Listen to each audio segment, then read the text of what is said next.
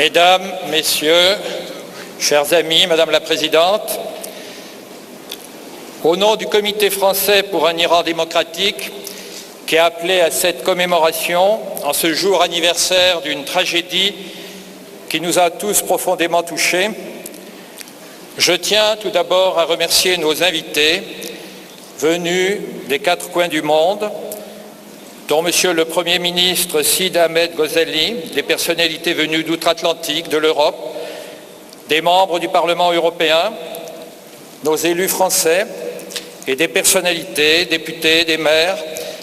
ainsi qu'une délégation de l'opposition syrienne. Il y a un an, jour pour jour, 52 vaillants fils et filles du peuple iranien sont tombés en martyrs sur le sol d'Ashraf.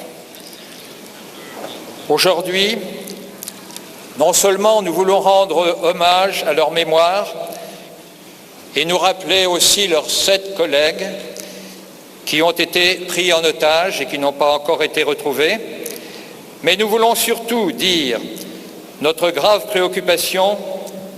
pour le sort des 3000 et quelques réfugiés iraniens qui ont été transférés au camp d'Ashraf,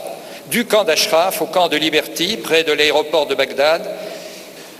Notre préoccupation est grande. Nous avons fait savoir notre inquiétude au plus haut niveau. Nous continuons de le faire,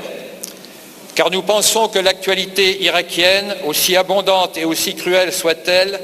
ne doit pas faire oublier le sort de ces femmes et de ces hommes qui n'ont d'autre crime que d'avoir persévéré pour l'instauration d'une démocratie et le respect des droits de l'homme dans leur pays.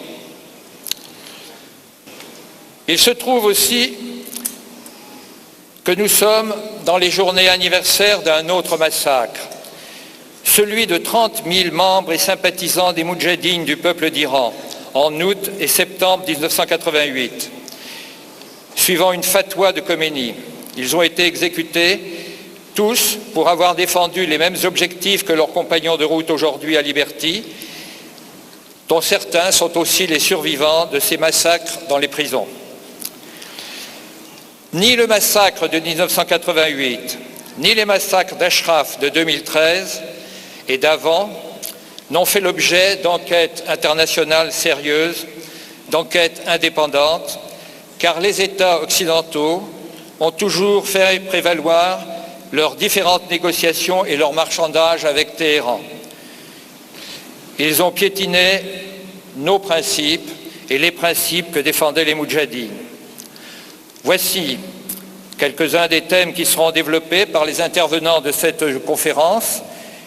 qui vont surtout souligner nos attentes du nouveau Conseil de sécurité pour que plus une attaque sanglante et meurtrière ne puisse être perpétrée contre les réfugiés du camp Liberty. Ils sont maintenant sous la protection du droit international, mais ils sont aussi une source d'espoir, un modèle de courage pour leurs compatriotes en Iran.